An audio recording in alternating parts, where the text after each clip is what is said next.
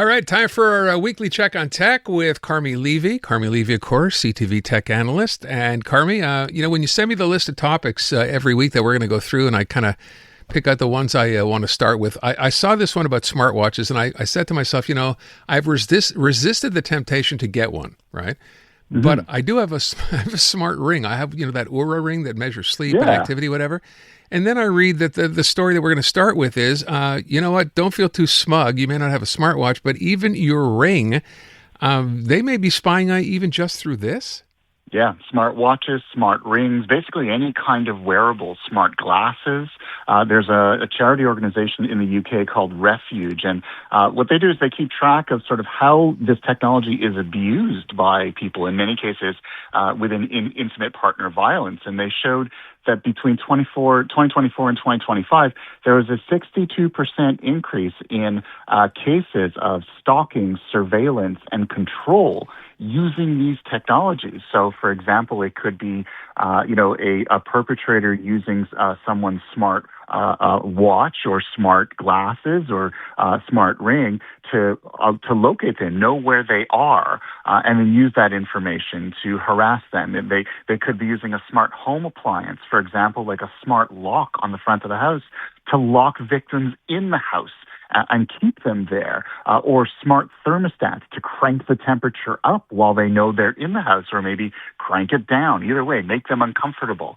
And so this wearable technology, of course, it can make us healthier, but it can also be used by someone who isn't even near you, can be halfway around the world, to make your life a living hell. And that's something to really be concerned with, because all of these devices, they're connected to apps, they're connected to the cloud, and they leave data like breadcrumbs. And unfortunately, if someone wants to use that against us, this data shows us they absolutely can. Well, so help us out here. What do you do? I mean, you're not going to give up your smartwatch. What sort of caution or what sort of precautions can you take?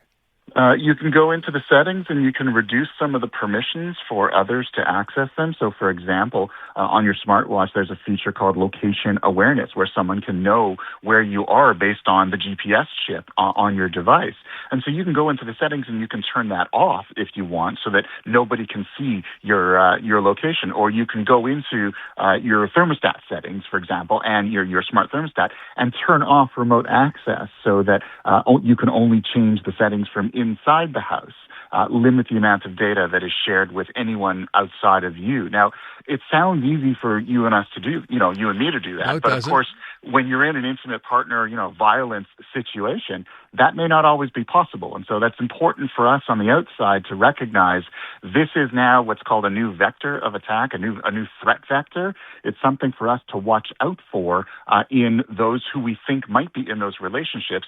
The individual, the victim who's wearing this smart technology, may not necessarily be able to turn off those settings, might be vulnerable to it. That's why we have to keep our eyes open for them. So you said it would be easy for us, and as you said that, I said, no, it wouldn't. I wouldn't necessarily know how to do it. I mean, for someone else listening who doesn't, can you just go to Google and ask how to do it? Sure, you absolutely can. So, for example, if I have an Apple Watch and I'm using the fitness app for certain things, that is another way that someone can keep track of me and possibly use that information against me.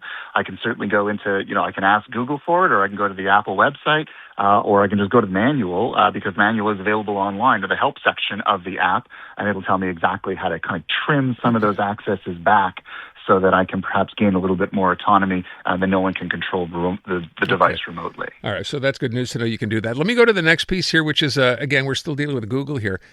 So it's now going to let users remove explicit images. How is this going to work?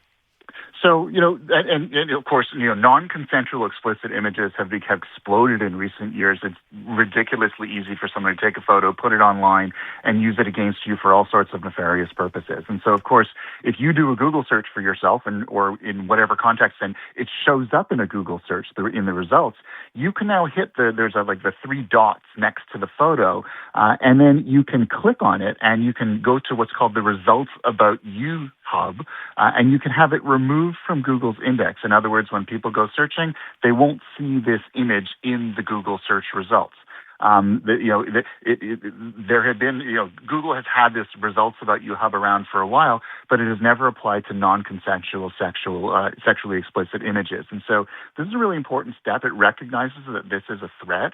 What it doesn't do, though, is it doesn't remove the images themselves from the internet. In other words, they'll still be on that website or they'll still be on that photo sharing site. They just won't be Googleable. So they'll be harder to find, but of course, if someone uses other tools, they'll still be able to get at them. So something to keep in mind, and it will be coming to Canada. It's rolling out in the U.S. first, but Google has plans to roll this out globally within the next few weeks. So keep your eyes on it. Look for those 3 dots next to any image that shows up in a Google search result, and then you too will be able to have that removed from Google's index. Okay, good to know. Then I want to get to this part here, because we know that, driverless cars are coming, right? I mean, they're rolling these out in the U.S. city after city after city. Mm-hmm. This is going to be reassuring. Waymo, which is one of them, right? This is not Elon Musk, though, I guess, right? Or is it? No, it isn't. So Waymo is, they're owned by Alphabet, which is the same company that owns Google. Right. So it's basically a Google company. Okay, and what's the deal here? They're going to love this. Yeah, so there was a congressional hearing in the U.S. last week, and Waymo's chief safety officer basically admitted he was being grilled over the fact that they use vehicles that are made in China and that there are allegations that they use overseas workers as part of their technology. And he admitted that sometimes when Waymo vehicles get confused, they have something called, it's almost like a digital equivalent of phone a friend, where they call out to a Waymo call center that could very well be overseas.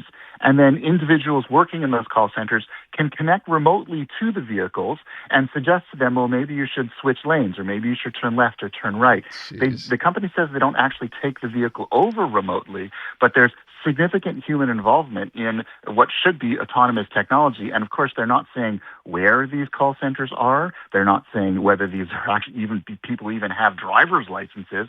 They certainly don't know the streets. If this happens in Montreal, and we know that Waymo is negotiating to come to a number of Canadian cities, including Montreal, that, do they really know Montreal traffic? Are they able to make suggestions to sort of get on the 20 at rush hour? Probably not. And so it's highly concerning that they're being very, coy about how all of this works, and they don't want to share details about it. That's something to think about if, you're at some point about to get into it and you're thinking, oh, this is an autonomous vehicle. Not quite. There are humans behind the scenes pulling the marionette strings. Yeah, good to know they're in the Philippines. That's so handy.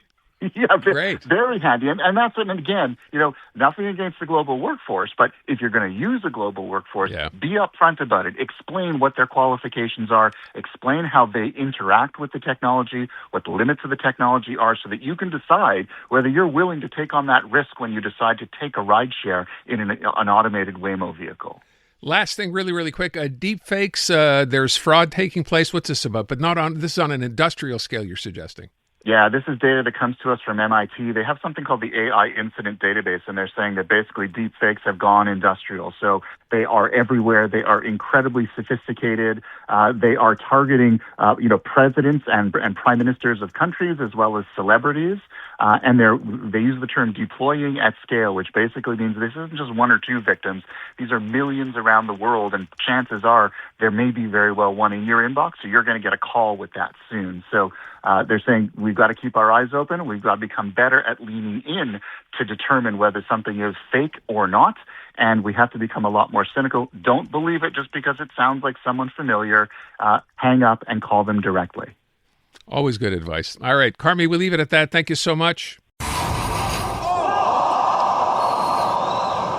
I'm Dylan Playfair. And I'm Tyler Smith. We're putting loneliness in the penalty box by talking to some of our favorite athletes about the importance of friendship. This is Bromance. Bromance is brought to you by Charm Diamond Centers, proudly Canadian-owned and operated. Charm has been part of your love stories and bromances for over 50 years. And you can find Bromance on the iHeartRadio network or wherever you get your podcasts.